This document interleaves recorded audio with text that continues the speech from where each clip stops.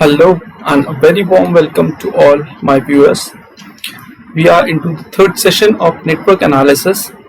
MSD online classes में आपका बहुत स्वागत है. हम नेटवर्क एनालिसिस के ग्राफ थ्योरी अप्रोच देख रहे थे लास्ट सेशन में. ग्राफ थ्योरी अप्रोच में we have discussed about various types of graphs. We have discussed about trees and co-tree. ठीक है. Therein हमने ये बताया था कि ट्विग्स कितने होते हैं ग्राफ में. If we have n number of nodes, then definitely n minus 1 number of twigs are there in a graph, in a tree, sorry. And lengths की बात करें तो b minus n plus 1 number of lengths होते हैं and independent loops आपके number of lengths के बराबर होते हैं. तो this is what we have studied in the previous session. Today I'm presenting various matrices which we are going to develop in graph theory, which later on we'll be utilizing it for loop analysis and nodal analysis. So while analyzing a network using loop analysis or nodal analysis, we'll be using a few matrices. Today in this session I'll tell you the method to develop all these matrices. We'll be developing incidence, tie set and cut set matrices. Okay, so let's start the session now. Firstly,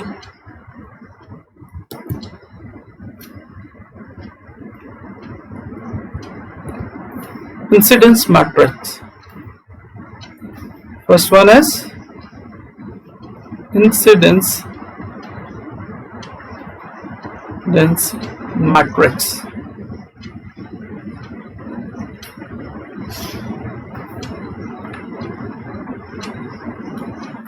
For developing any matrix, first you need an oriented graph. I have already discussed what is an oriented graph in the previous session. So if you haven't gone through the previous session, kindly go through the last second session of my network analysis. There I have told you what is an oriented graph.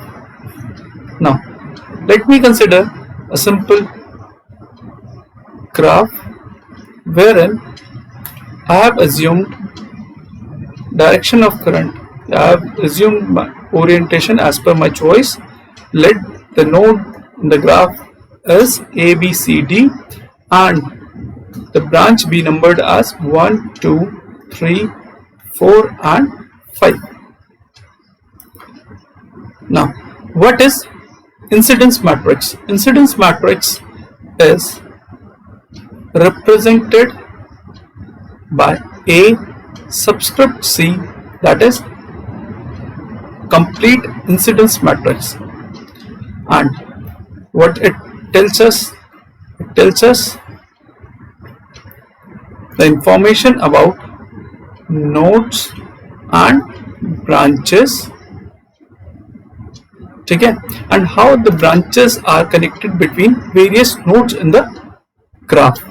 It means, for an example, this is a branch number 1. It is connected between D and A. So just merely looking into the complete incidence matrix, we can say tell about the position of branch number 1 in the graph. Okay. So now let us see how. Here in the rows we will be writing the node information. We have 4 number of nodes in the graph, so I'll be writing A, B, C, D here, and the number of branches are 5. So let me represent it like this: 4 and 5. So by this you may guess the order of the graph of this matrix. Order would be n cross B. So AC matrix, complete incidence matrix is of the order of n cross B. And now how to write the elements of this matrix? We'll be using the following convention. If we have a branch, let's say branch is denoted with K and your node, any node in a graph is denoted with I, then aik element of your complete incidence matrix would be equals to 0 if kth branch is not associated with ith node in the graph. Now in this example, let's say I'm talking about branch number 5. This branch number 5 is connected between node C and D. It is not directly connected with, it is not associated with node B or A in the network.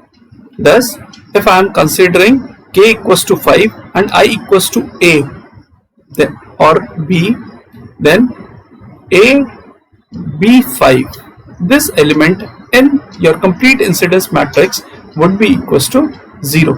The value of AB5 in this matrix is equals to 0. I hope it is clear to you.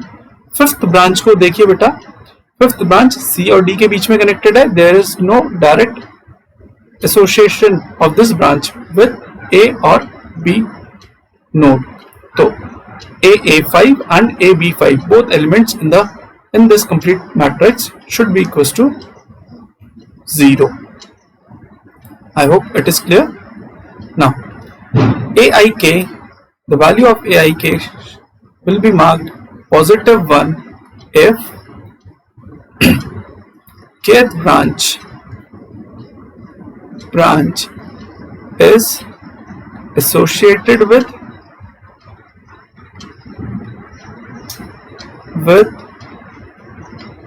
ith node and is oriented away from the node. ठीक है, let me explain this point. If you are having a branch which is having the following orientation. Now if we see this branch, this kth branch is associated with ith branch and the direction of this branch is such that it is leaving node I. So this is what is the meaning of oriented away from the node. If your direction is such that it is leaving node I, then we'll be saying that it is oriented away from that node. Clear? I hope it is clear to you. ठीक है?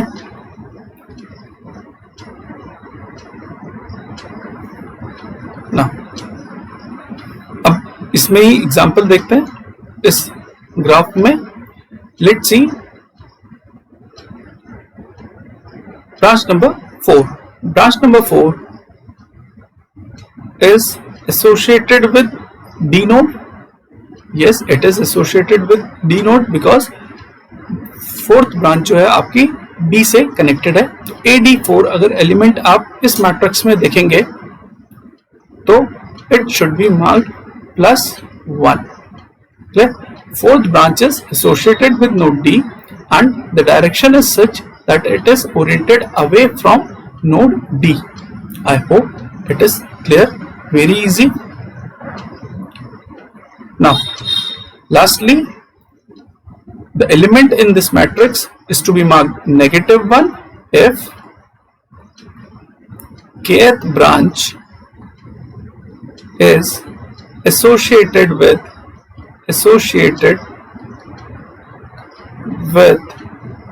ith node and is oriented towards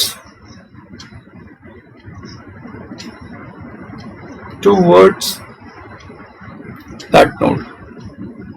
ठीक है, अब इससे मतलब क्या है मेरा, इसको देखिए, अगर आपके पास कोई ऐसी ब्रांच है, kth ब्रांच, जिसमें कि डायरेक्शन ऑफ ओरिएंटेशन इस तरीके से है कि वो नोड आई की तरफ आ रहा है, ठीक है, या it is entering, if I am saying there is a current flowing in this direction, then current is entering node I. If this is the case, then we'll be marking minus of 1. So now this is how we are going to develop complete incidence matrix. I hope it is clear to you. Now let me develop this complete incidence matrix for the given oriented graph. तो पहली चीज क्या है, we should be having an oriented graph. Then only we can develop incidence matrix from this. Now किस तरीके से बनाएंगे बेटा, हर एक एलिमेंट को सबसे पहले ब्रांच को देखेंगे, क्या करेंगे, ब्रांच को देखेंगे, ठीक है, ब्रांच नंबर 1.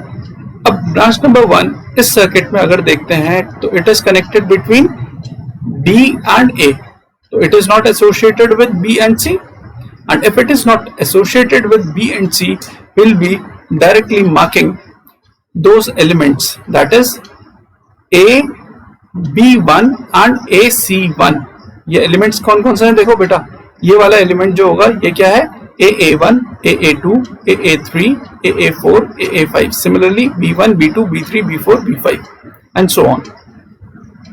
तो बेटा A B1 और AC1 should be 0 because first branch A और D के बीच में कनेक्टेड है, B और C के साथ कोई डायरेक्ट कनेक्शन नहीं है. अब A और D के बीच का कनेक्शन देखते हैं. तो ये पहला पॉइंट समझ आ गया. kth ब्रांच मतलब हम इस टाइम पे फर्स्ट ब्रांच को ले रहे थे. फर्स्ट ब्रांच किन किन से एसोसिएटेड नहीं थी, किन दो नोड से एसोसिएटेड नहीं थी, B और C से. तो उन दोनों को हमने 0 मार्क कर लिया. Now if the branch is associated with any node, तो this branch is associated with two nodes in the graph A and D. तो कोई भी ब्रांच होगी किसी दो नोड के ही बीच में कनेक्टेड होगी, तो हमेशा दो ही नोड से एसोसिएटेड होगी.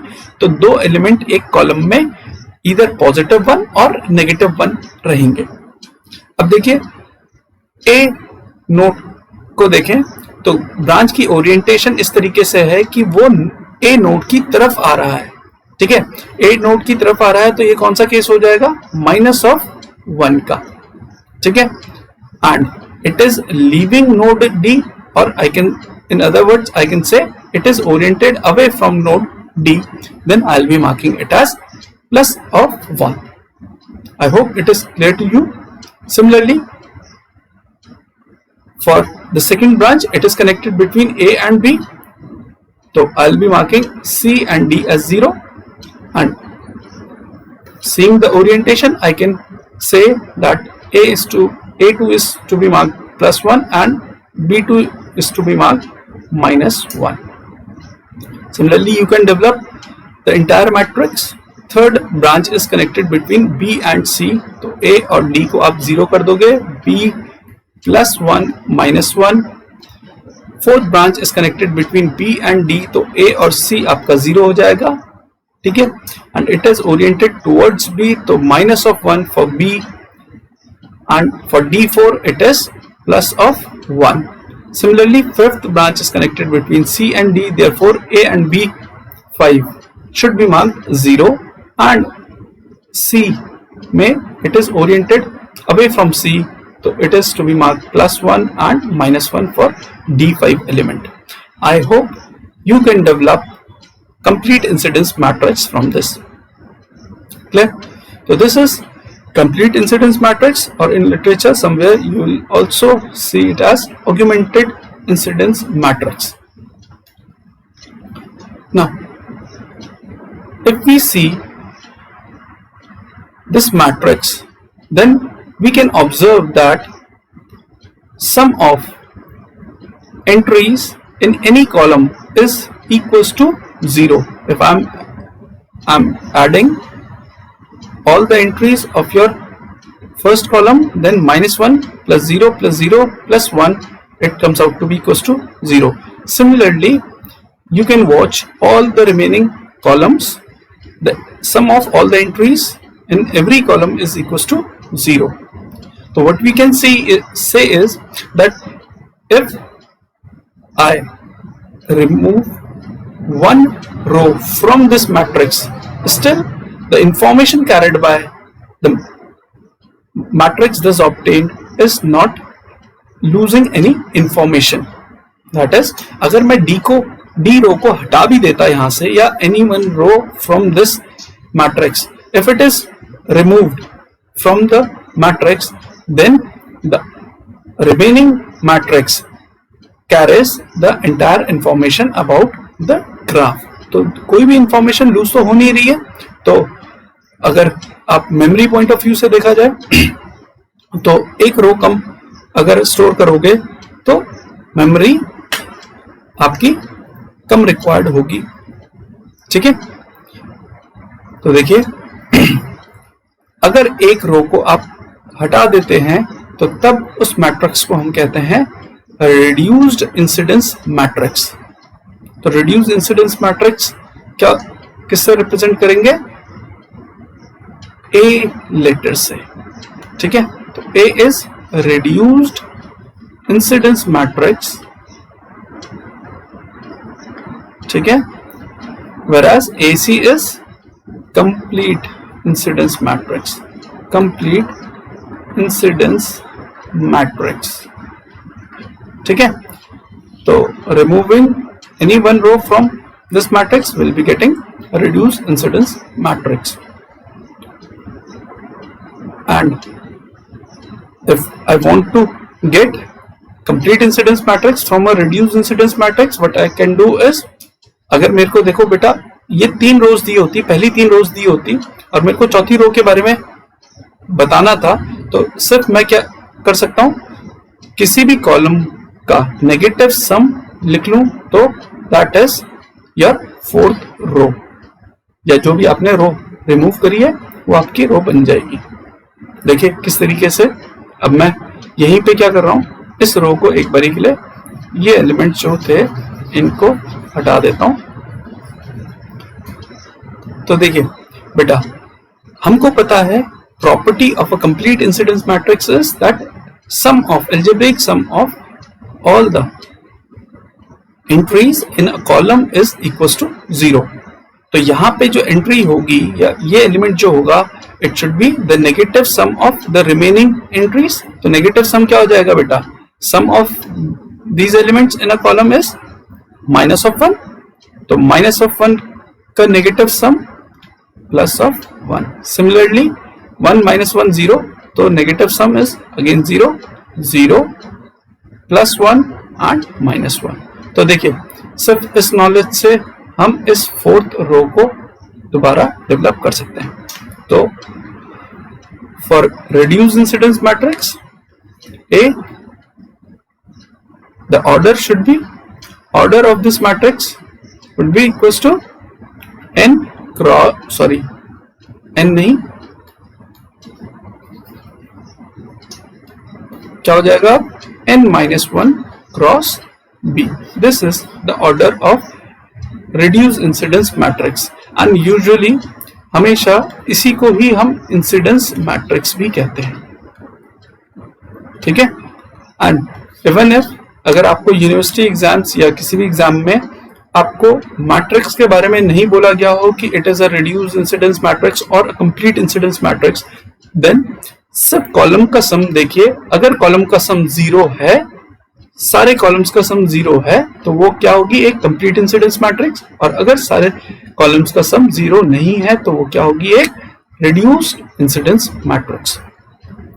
तो देखिए क्वेश्चन किस तरीके से आता है आपके एग्जाम्स में, यूनिवर्सिटी एग्जाम्स में. यूनिवर्सिटी एग्जाम में बेटा you will be given an incidence matrix and आपसे कहा जाएगा कि ड्रॉ द ग्राफ. ठीक है. तो for this what all steps you need to follow is, firstly develop complete incidence matrix. ठीक है, और check whether the given matrix is your complete incidence matrix or not, and if it is not a complete incidence matrix, then develop complete incidence matrix with that property that sum of all the entries in a column is equals to 0. After developing complete incidence matrix, you can directly draw the graph. ठीक है, किस तरीके से? For an example मैं एक random कुछ भी चीज ले लेता हूं. Let's say we have 3 nodes and 4 branches in any graph, and it is given to us that it is +1, 0, -1, 1, minus of 1, minus, this is 0, this is again let's say minus of 1, 1, and this is let's say 1 and -1.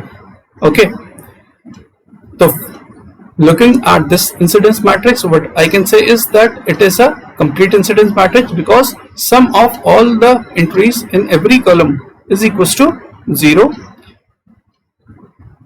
This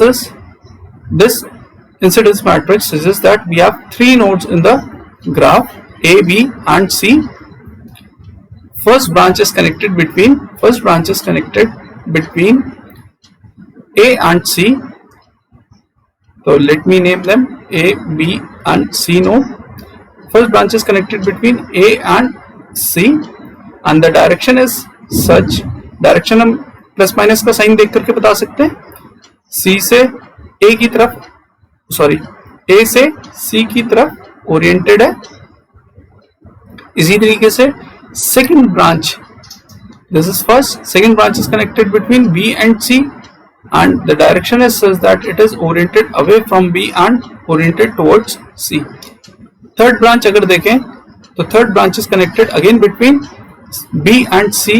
तो तीसरी branch का मैं सिर्फ colour change कर देता हूं. Third branch is again between B and C, and the orientation is, it is oriented towards B. Fourth branch is between A and B. Fourth branch आपकी यहाँ पे है. This is your fourth branch, this was your third, this is your fourth branch, and the direction is this. I hope you can develop a graph, you can draw a graph when a complete incidence matrix is given to you. ठीक है, and if it is not given to you, if reduced incidence matrix is given to you, you can just, with the help of the property shown by your complete incidence matrix, you can develop your complete incidence matrix. So let me enlist the properties of complete incidence matrix. ठीक है, now first property is sum of all the entries in a column is 0. Clear? Since एक रो को आप remove कर सकते हो उसमें से, तो रैंक मैट्रिक्स की क्या हो जाएगी? Rank would be n-1. And thirdly, अगर कंप्लीट इंसिडेंस मैट्रिक्स की बात करी जाए तो हम क्या कह सकते हैं? A determinant of complete incidence matrix is equals to 0. I hope you can develop complete incidence matrix and reduced incidence matrix as well. So this is all for incidence matrix. Now let me introduce Tysset matrix. Tysset matrix. अब देखिए tie set है क्या. Let me first tell you what is a tie set. It is a set of branches in a graph which forms a close path. अगर कुछ branches ऐसी जिनको मिला करके एक क्लोज पाथ ग्राफ में मिले, तो उन सेट ऑफ ब्रांचेस को हम क्या कहते हैं? टाइसेट. अगेन मैं वही एग्जाम्पल लेकर के चलता हूं जो अभी तक हम इंसिडेंस मैट्रिक्स के लिए भी लेकर के चल रहे हैं. हमारे पास एक ओरिएंटेड ग्राफ है. Again we require an oriented graph. ठीक है, आई होप उसमें भी डायरेक्शन यही ली होगी. Let A, B, C, D 4 nodes are there with 1, 2, 3, 4 and 5 branches. ठीक है, and this is B node. तो देखिए टाई सेट, अभी मैंने आपको क्या बताया कि ऐसी set of branches that forms a close path. एक क्लोज पाथ ये है, इसी तरीके से एक क्लोज पाथ आपको ये दिख रहा होगा, एंड एक क्लोज पाथ आपको ये, let me use other colour, एक आपको ये आउटर लूप दिख रहा होगा. तो हम क्या कह सकते हैं, टाई सेट्स या क्लोज पाथ्स कौन कौन से हैं. B1 is 1, 2 and 4. These three branches together forms a loop. Now, second tie set या loop is formed by these three branches 3, 5, 4. This is one closed path, and we have one more closed path here. If I see 2, 3, 5 and 1, these 4 branches together forms a loop again. So these are known as tie sets. ठीक है, I hope सबको tie set identify करना आ गया होगा. ठीक है, now how to develop tie set matrix. So while developing tie set matrix, all the tie sets which you have identified, you will be putting them here. Let it is B1, B2 and B3. You have identified 3 tie sets, and the branches in the graph are 2, 3, 4 and 5. I hope it is clear to you. अब किस तरीके से करना है, अब इसको देखिए, मैं यहीं पे ड्रॉ कर लेता हूं, कन्वेंशन लिख लेते हैं और पूरा आप सब समझ लीजिए किस तरीके से आएगा. बेटा B, if you are having, if you are looking at the first tie set, so how many branches are there? 3 branches are there. ठीक है, पहला टाई सेट जो है उसमें कौन कौन सी ब्रांचेस हैं, 3 ही तो ब्रांचेस हैं. तो if a branch is associated with a tie set given by I, ठीक है, I is tie set, कौन कौन सी है, 1, 2 and 3, and K is branches in your graph. ठीक है, तो I represent tie sets here in BIK and K represent branches. ठीक है, तो if K is associated with the tie set, then it is to be marked +1 or -1, and if it is not associated, then it is equals to 0. तो यहां पे मैं अब सिर्फ short में लिख दे रहा हूं, नॉट एसोसिएटेड. ठीक है, आई होप समझ आ गया होगा. K is not associated with, K is not associated with I. ठीक है, then 0. तो यहां पे देखो बेटा, इनमें से first branch, is it associated with B1? yes it is. Second, yes it is. Third, it is not associated with B1 tie set, therefore it is to be marked 0. Fourth branch, again yes it is associated with B1 tie set, but fifth is not, therefore I'll be marking it as 0. I hope this point is clear. Now it is to be marked, let me write it here, space थोड़ा कम छोड़ दिया इसलिए. Now it is to be marked +1 if K is associated with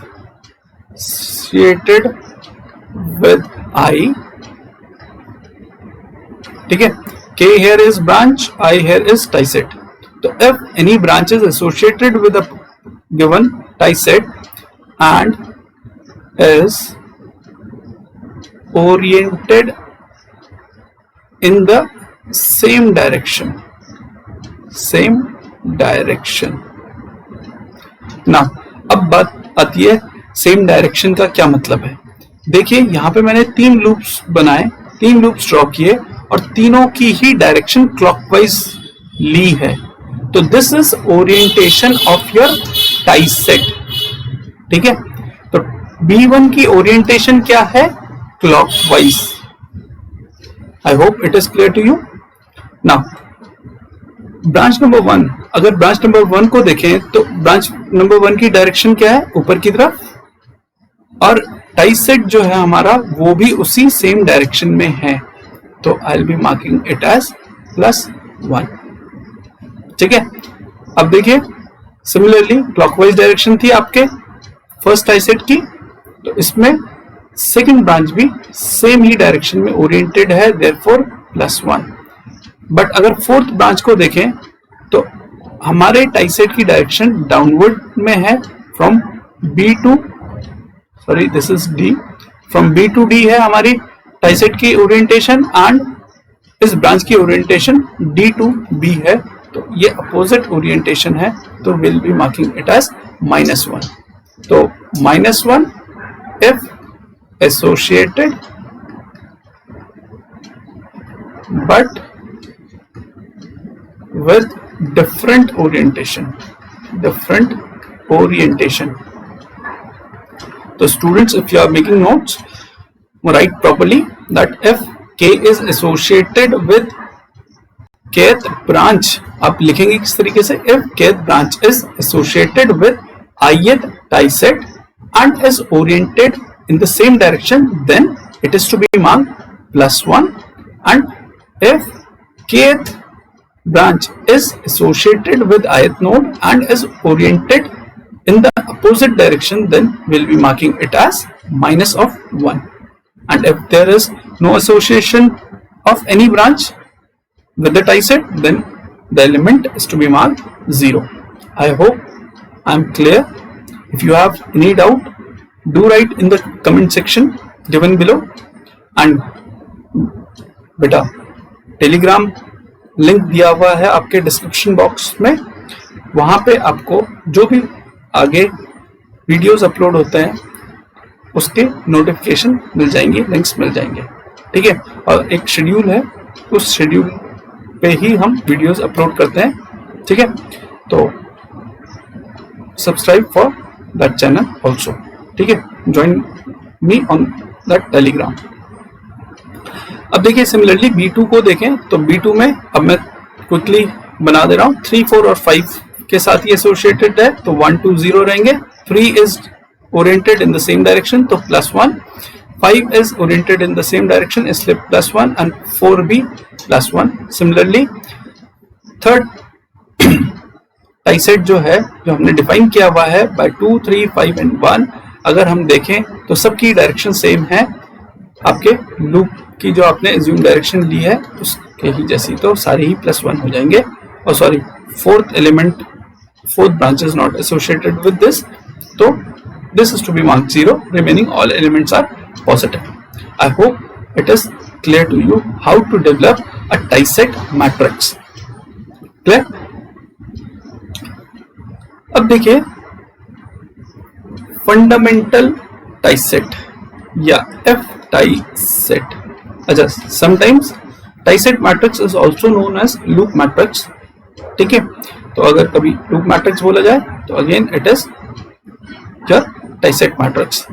तो F tie set क्या होता है, fundamental tie set, या sometimes also known as basic tie set और बेसिक लूप मैट्रिक्स, ठीक है। तो फंडामेंटल टाई सेट क्या है, इसको अब देखते हैं।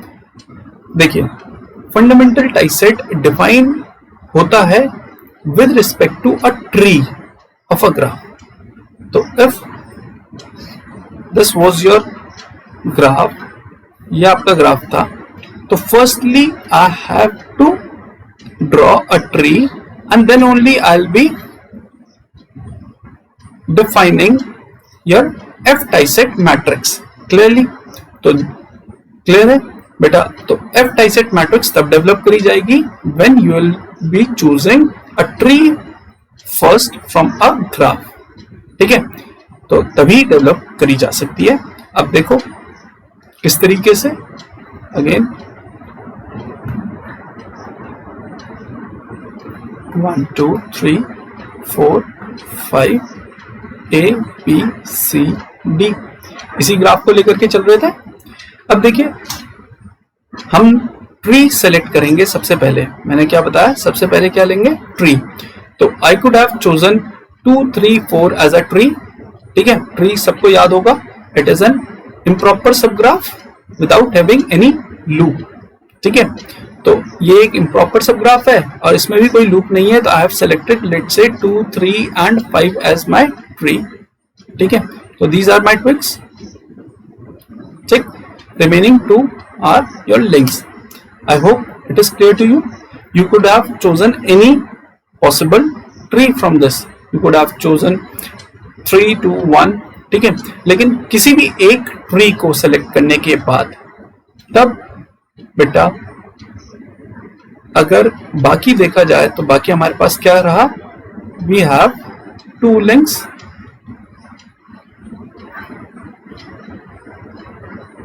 ठीक है? अच्छा, on addition of every link in a graph we get a loop. ठीक है? अच्छा, similarly this is your second link. Adding this link in the graph I get a loop like this. ठीक है? तो fundamental tie set या F tie sets are set of branches. ठीक है?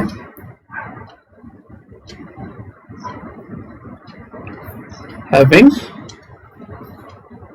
one link and remaining twigs.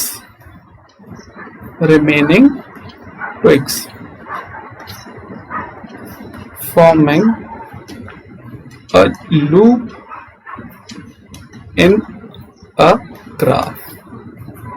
Clear?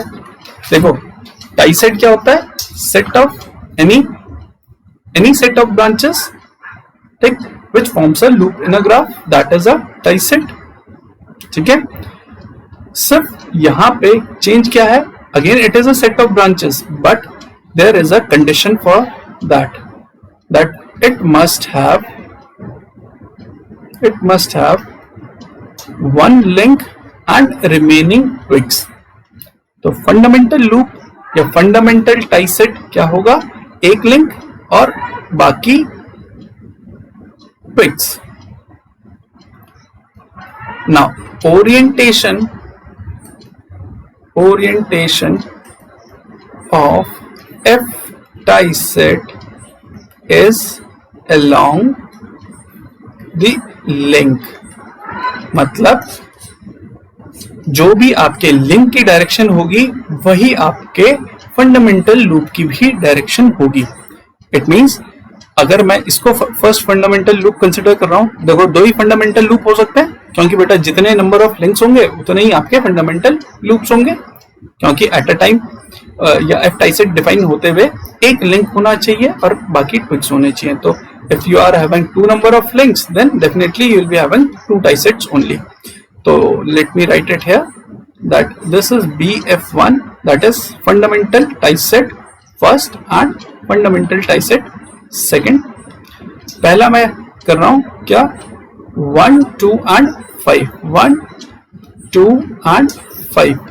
Here this is your link. ठीक है? and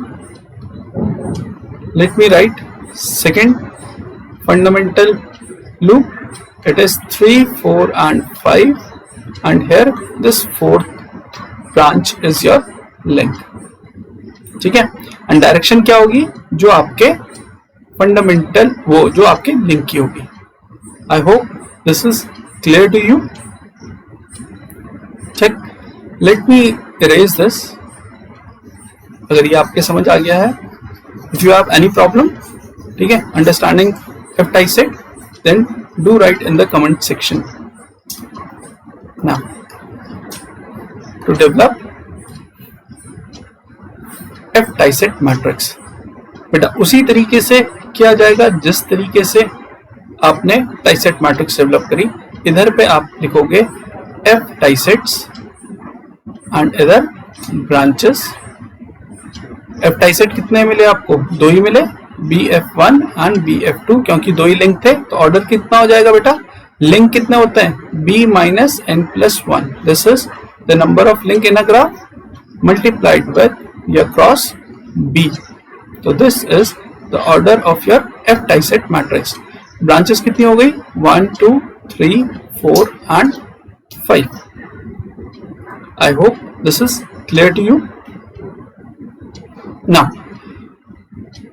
अब देखिए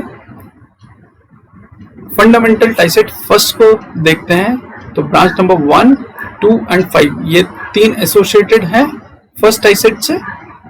Remaining 3 and 4, these are not associated with your first tiset, and for the second tiset, branch number 1 and 2 are not associated. 3, 4 and 5 are the only associated branches. And the direction of link, तो बेटा link का के साथ तो हमेशा ही +1 रहेगा, क्योंकि उसी की डायरेक्शन जो होगी वही आपने एफ लूप की भी डायरेक्शन एज्यूम करनी है। ठीक है। नाउ सेकंड चेक करें, तो सेकंड इज एसोसिएटेड और oriented along your type BF1, तो it is to be mark +1। अच्छा, this is fifth branch. The fifth branch is associated with this loop, but it is oriented in the opposite direction, so -1. And the second, considering the second F tiset, so third is to be marked +1, fourth is to be marked +1 because this is the link in this case, and fifth one is to be marked +1 again. I hope this is clear to all. कि how to develop Tiset matrix and F Tiset matrix. Beta, we could have written this fundamental Tiset as a combination of BF U and L and BFT. अगर मैं जितने भी twigs हैं उनको एक तरफ कर दूं और जितने भी लिंक्स हैं उनको एक तरफ कर दूं, तो हम इनको अलग अलग करके इस तरीके से रिप्रेजेंट कर सकते हैं। और यही चीज बेटा हम पहले इस टाइम पे मैंने आपको इंसिडेंस मैट्रिक्स बताई थी, तो इंसिडेंस मैट्रिक्स के केस में भी ये किया जा सकता था। वहां पे मैंने स्किप कर दिया ये point. Let me tell you that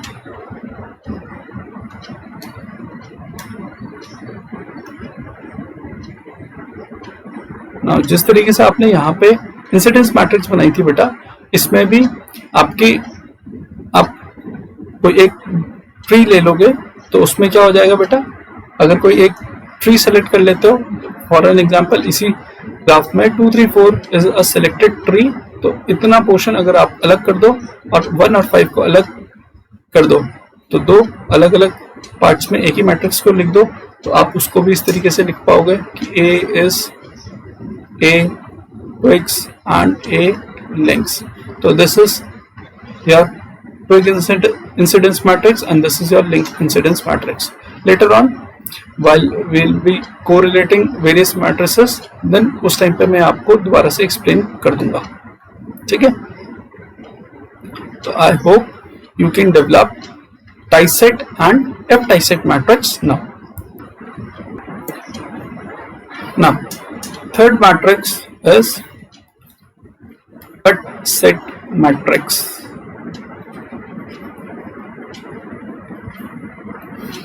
Now, the name itself suggests कुछ काटने की बात हो रही है, कुछ ऐसी सेट ऑफ ब्रांचेस जो ग्राफ को काट दे। ठीक है, तो इसी से लेकर के चलते हैं। It is the minimal set of branches which when removed from the graph makes the graph unconnected. ठीक है, if you are having a connected graph, this is a connected graph wherein all the nodes in the graph are connected by any path. ठीक है, at least एक path तो है जिसको trace करते हुए हम सारी नोड्स को टच कर सकते हैं, तो we can say it to be a connected graph. ठीक है, तो ये एक कनेक्टेड ग्राफ है।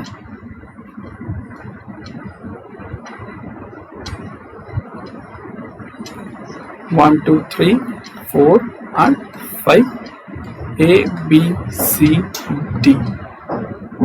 अच्छा देखिए, कटसेट है क्या चीज? अभी हमने कहा ऐसी सेट ऑफ ब्रांचेस जिनको कि अगर मैं सर्किट ग्राफ से रिमूव कर दूंगा तो it will make the graph unconnected. Unconnected मतलब, या in other words I can say that it will separate the graph in two distinct parts, दो अलग अलग पार्ट्स में डिवाइड कर देगा। तो it is going to divide your graph, लेकिन with one condition। कंडीशन याद रखिए, कंडीशन क्या है कि if I am replacing these branches, जो जिन सेट ऑफ ब्रांचेस की मैं बात कर रहा हूं जिनको कि हटाने के बाद आपका ग्राफ अनकनेक्टेड हो गया, अगर उनमें से मैं एक भी ब्रांच को वापस कनेक्ट करूं, वापस आपके ग्राफ में लगाऊं, तो दोबारा से आपका ग्राफ कनेक्टेड हो जाना चाहिए। ठीक है, तो this is the condition to be remembered. ठीक है, अदरवाइज कटसेट आप बहुत कटसेट बनाते हुए आप गलती कर दोगे। देखिए किस तरीके से, for an example let me consider this set of branch 3 and 4. I'm saying this is a cut set. So let me check this. If I have removed 3 and 4 from the graph, तो मेरे पास कितना बचा? मैंने third branch और fourth branch को हटा दिया, A, B, C and D। मैंने आप लोगों को पहले ही कनेक्टेड ग्राफ और अनकनेक्टेड ग्राफ के बारे में बताया। देखो बेटा, अब इस नेटवर्क को देखिए, है तो वही नेटवर्क, वही ग्राफ, इसमें ये पार्ट अलग है, ये पार्ट अलग हो गया, क्योंकि अनकनेक्टेड ग्राफ क्या होता है, जिसमें आपके पास सारे नोड्स पे पहुंचने के लिए कोई भी एक पाथ अवेलेबल ना हो। तो यहाँ पे B से C या D से C या A से C जाया नहीं जा सकता। तो I can say that this graph is divided in separated in two distinct parts. Clear? I hope it is clear to you. तो अब 3 और 4 को हटा करके अनकनेक्टेड तो हो गया, लेकिन वापस अगर मैं 3 को कनेक्ट करूं तो भी आपका ये कनेक्टेड हो जाएगा ग्राफ। अगर मैं यहाँ पे इस 3 को कनेक्ट करता तो भी सारे नोड्स के बीच में एटलीस्ट एक सिंगल पाथ आ गया है, तो वो आपका ग्राफ कनेक्टेड हो जाएगा। और अगर मैं 3 को ना कनेक्ट करके 4th को कनेक्ट करता तो भी आपका ग्राफ कनेक्टेड हो जाएगा। तो I can say that this 3 and 4 is a cut set. तो this is a cut set, valid cut set. Clear? Now let me give you one more example. Let's say you are saying that cut set is 2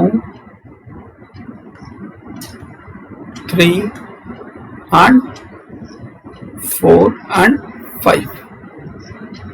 ठीक है, अब क्या कर दिया आपने, 2 3 4 and 5 इसको आपने कट सेट कहा। ठीक है, अब अगर 2 3 4 5 कट सेट है तो आपके पास रिमेनिंग ग्राफ क्या बचा, 1 ठीक है। बाकी ये बी नोड है, ये सी नोड है। आपका ग्राफ कितने पार्ट्स में डिवाइड हो गया? 1, 2 और 3 अलग अलग पार्ट्स में। अगर मैं 2 को भी कनेक्ट करूं तो भी आपका पूरा ग्राफ कनेक्टेड नहीं हुआ, एक ब्रांच या एक नोड अभी भी छूट जाता है। I hope it is clear to you. ठीक है, तो this is not a cut set. ठीक है, तो it should be the minimal set of branches जिनको कि रिमूव करने से आपका एक कनेक्टेड ग्राफ अनकनेक्टेड हो जाए। ठीक है, अब कट सेट किस तरीके से बनाया जाए बेटा? बनाने के लिए देखिए क्या आपकी अप्रोच रहनी चाहिए, उसको समझिए। अप्रोच क्या रहे? अ कंडीशन बेटा, जो मैंने आपको कहा कंडीशन, ये हमेशा याद रखनी है कि वापस जो आपकी सेट ऑफ ब्रांचेस जिनको हटा करके आपका अनकनेक्टेड हुआ है, उनमें से एक भी ब्रांच वापस लगाओगे तो दोबारा कनेक्टेड हो जाना चाहिए आपका ग्राफ। अब देखिए कट सेट्स किस तरीके से बनाए। सबसे पहले एक नोड को आप ग्राफ से अलग कीजिए। एक नोड को, जैसे कि मान लो for an example in this case 3 और 4 को हटाने पे आपका मिनिमम सेट ऑफ ब्रांचेस जिनको हटाने के बाद सी नोड आइसोलेट हो जाए या अलग हो जाए, तो वो क्या है? 3 और 4। इसी तरीके से अगर डी नोड को आप रिमूव करना चाहते हो, ठीक है, तो 1, 4 और 5 ब्रांच को अगर आप हटाते हो नेटवर्क में से, तो आपका डी नोड अलग हो जाएगा, तो रिमेनिंग आपका 2 और 3 ब्रांच बचेगा। मतलब ए बी सी तो कनेक्टेड रहेंगे लेकिन डी अलग हो जाएगा। इसी तरीके से ए नोड को रिमूव करने के लिए किन 2 ब्रांचेस को आपको रिमूव करना पड़ेगा? 1 और 2 को। And for removing B node आपका 2, 3 एंड 5, इन 3 ब्रांचेस को अगर मैं रिमूव करता हूं तो एक कट सेट ये बन गया, एक कट सेट ये बन गया, एक कट सेट ये और एक कट सेट ये। आई होप इतने कट सेट्स आपको दिख गए होंगे। उसके बाद दिमाग में क्या रखना है? ये तो क्या किया आपने? एक नोड को हटाया, ठीक है, and remaining part of the graph उसको अलग किया एक नोड से। फिर एक ब्रांच से देखोगे, ठीक है, फिर क्या देखोगे? एक ब्रांच को हटाया जा सकता है या नहीं। जैसे कि for an example in this, अब मैं इस कलर ब्लू यूज कर रहा हूं and let me zoom this, आपको ये थोड़ा जूम होकर के दिखे, ठीक, सॉरी, हाँ देखिए ये आपको ग्राफ दिख रहा होगा। अब यहां पे देखिए, अगर मैं ब्रांच 1 को हटाना चाहता हूं या ब्रांच 1 को अलग करना चाहता हूं तो मेरे को कौन कौन सी ब्रांचेस को हटाना पड़ेगा? मैं ब्रांच नंबर 2, 5 और 4 को रिमूव कर दूं तो मेरी ब्रांच नंबर 1 और ब्रांच नंबर 3 अलग अलग हो जाएंगी। तो मतलब एक साइड आपके 2 नोड्स हो गए और दूसरी तरफ आपके रिमेनिंग 2 नोड्स हो गए। क्लियर? तो this is 1 more cut set. तो after 4 this is your 5th cut set. I hope this is clear to you. Now similarly if I see 4th, अगर मेरे को 4th को हटाना है तो देखो 5th, 1st और 3rd से तो ये डायरेक्टली कनेक्टेड है, इनसे तो ये अलग हो ही नहीं सकता। ब्रांच नंबर 2 के साथ ये डायरेक्टली कनेक्टेड नहीं है ये 2 ब्रांचेस, तो इन दोनों को अलग किया जा सकता है। और उसको, इन दोनों को अलग करने के लिए मिनिमम सेट ऑफ ब्रांचेस जिनको आपको रिमूव करना होगा वो कौन कौन सी हो जाएंगी? 1, 5 एंड 3। तो this is your 6th possible cut set. I hope this is clear to you. अब यहाँ पे ऐसे देखेंगे, after getting all these 5 cut sets, अब देखो 5 के बाद 5th को आप किसी भी ब्रांच से अलग कर सकते हो, किसी दूसरी ब्रांच से अलग कर सकते हो। 5th के बाद 5th इज डायरेक्टली कनेक्टेड टू 1, 4, 3 एंड 2, तो इसको नहीं किया जा सकता। 3rd को देखें तो 3rd के साथ ऑलरेडी हम 1 को कर चुके हैं, ठीक है, और तो डायरेक्टली कनेक्टेड है। 2nd ब्रांच आपकी 4th से अलग हो सकती थी तो वो हमने 5th कट सेट में कर दिया, बाकियों से नहीं हो सकता। तो these are the possible cut set cut sheets in this graph. अब देखिए अब ये तो एक छोटा ग्राफ था, इसलिए यहाँ पे इतनी कट शीट्स बन रहे हैं। अगर आप देखेंगे जहाँ nodes, number of nodes and number of branches और ज्यादा होंगी, तो वहां पे क्या देखोगे, इसके बाद आपकी अप्रोच क्या रहेगी कि 2 ब्रांचेस एक तरफ और बाकी ग्राफ या बाकी पार्ट ग्राफ का अलग किया जा सकता है या नहीं। ठीक है, तो इसी तरीके से आप आगे कट शीट्स आइडेंटिफाई करेंगे। तो I hope cut sheets identify करना आप लोगों को आ गया होगा। ठीक है, तो cut sheet number 5th is 2, 5, 4 and cut sheet number 6 is 1, 5 and 3. I hope this is clear to you. ठीक है, now to develop cut sheet matrix, तो कट शीट मैट्रिक्स डेवलप करते हुए प्रोसेस वही रहेगा, इधर कट शीट लिखेंगे, इधर ब्रांचेस लिखेंगे, but as if the lecture length is already of about an hour, तो इसको यहीं पे डिसकंटिन्यू करते हुए नेक्स्ट लेक्चर में मैं इसी को ही आगे फर्दर कंटिन्यू करूंगा कि how to develop cut sheet matrix and then what is fundamental cut sheet matrix and how we are going to develop them. ठीक है, एंड नेक्स्ट सेशन में जरूर जुड़िएगा, क्योंकि नेक्स्ट सेशन में I will be taking questions from various competitive exams like GATE, EAC and other. वहां से मैं इन तीनों मैट्रिसेस, क्योंकि देखो इससे पहले जो बेसिक था, बेसिक में से जो जो क्वेश्चंस आए हुए थे वो मैं आपको प्रीवियस सेशन में करवा चुका हूं। इस पोर्शन में से मतलब incidence, tie set and cut sheet matrix में से जो जो क्वेश्चंस आपके कॉम्पिटिटिव एग्जाम्स में आए हैं वो सारे ही मैं नेक्स्ट सेशन में आपके साथ डिस्कस करूंगा। तो I hope you like the session and next session में भी हम सारे यही मिलेंगे MSD ऑनलाइन क्लासेस में। Till then enjoy your day and keep learning. Thank you for joining and please आपको आपके राइट साइड में सब्सक्राइब बटन दिख रहा होगा, तो do subscribe to the channel for getting the notification of the upcoming videos. Please like, share and subscribe. Thank you for watching. Take care.